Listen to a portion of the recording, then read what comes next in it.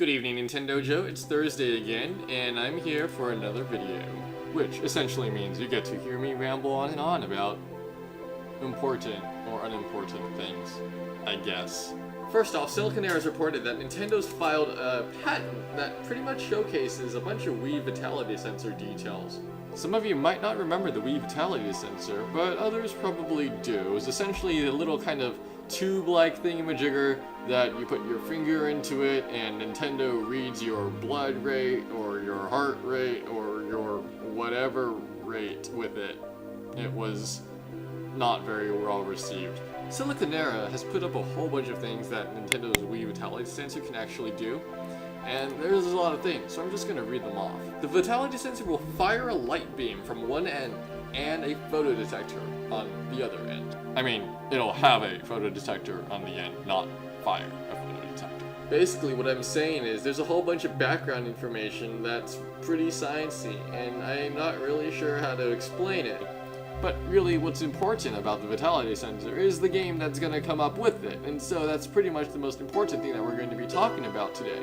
Essentially, there's a game, a stretch game that they mentioned where you're going to tilt the Wii Remote up and down to move a character. Your character is going to be automatically going towards the right of the screen, while the ceiling is controlled by your breathing. Or rather, your character is controlled by your breathing, but he needs to navigate a crazy ceiling. And so when you inhale, your character will move up, but when you exhale, the character will move down. So it looks like Nintendo's Vitality Sensor, even though it was panned before at E3, actually looks pretty viable as a game control platform now. What's really interesting is that the game that you're playing with the Wii Vitality Sensor is supposed to relax you.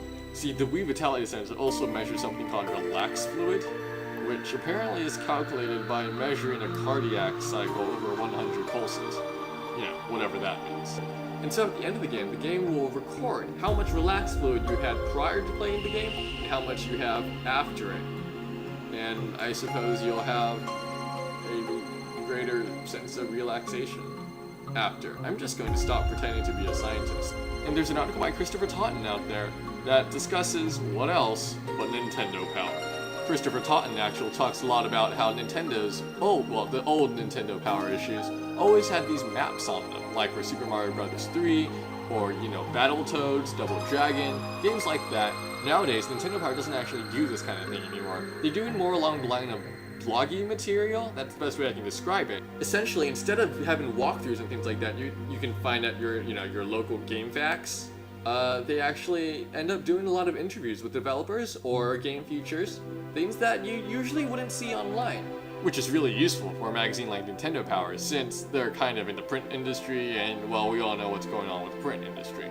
Essentially, what Christopher Totten is arguing is that, well, you've taken the old Nintendo Power issue, you fold out that giant map, you can learn level design all by yourself. The old Nintendo Power did this thing where they'd show where all the locations of items and boss monsters were, and Christopher Totten's arguing that by looking at the placement of those old boss encounters or items or power-ups or anything else like that, someone can learn a lot just by looking at where those bosses are placed, what kind of items should be placed at which kind of locations, even though they're really, really old levels. And last but not least, if you're a video gamer who really cares about his or her video games, you've probably heard of the Video Game Voters Network.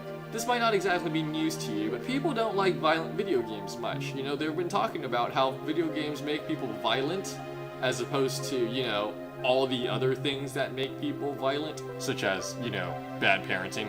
And of course, people like State Senator Leland from California trying to put down the video game business. Essentially, what he did a couple years ago was he wrote and passed a law in California to restrict the sale of video games.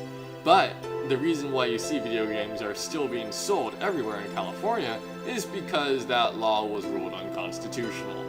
As we all know, the video games are protected as free speech in the United States, and so under the First Amendment, video games, well, their sale really shouldn't be restricted. But now, Senator Yi is actually going to the US Supreme Court to argue that his law is indeed constitutional, and if not just constitutional, then necessary. What the Video Game Voters Network wants to do is send Senator Yi a message, and not the violent kind, because that would just uphold the whole thing about video game players being extremely violent. what they like to do is this. So step 1, put in your old video game controllers in a box, writing "I believe in the First Amendment" on that controller. Step 2, after you put the controller or controllers in a box, take a picture and send it to the Video Game Voters Network. And you can do that on the Video Game Voters Network site, which is videogamevoters.org/First Amendment. Step 3, you can seal up the box, take it to the post office, and mail it to Senator Yi. His address is online, but if you want me to say it, I will. So it's the Honorable Leland Yi, 455 Golden Gate Avenue, Suite 14200, San Francisco, California, 94102. The Video Game Voters Network also has a step 4 that says to give yourself a high five and then tell your friends to go do it too.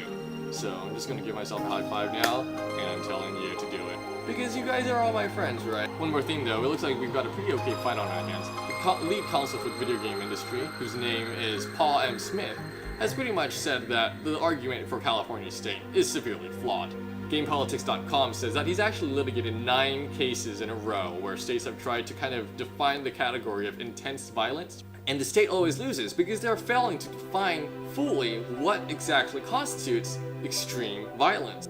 But hilariously enough, Smith actually talks about the fact that the Supreme Court might not even know how a video game even works. Smith talks about a case that he was involved in back in the mid-90s, back in Reno. And it was involving the internet.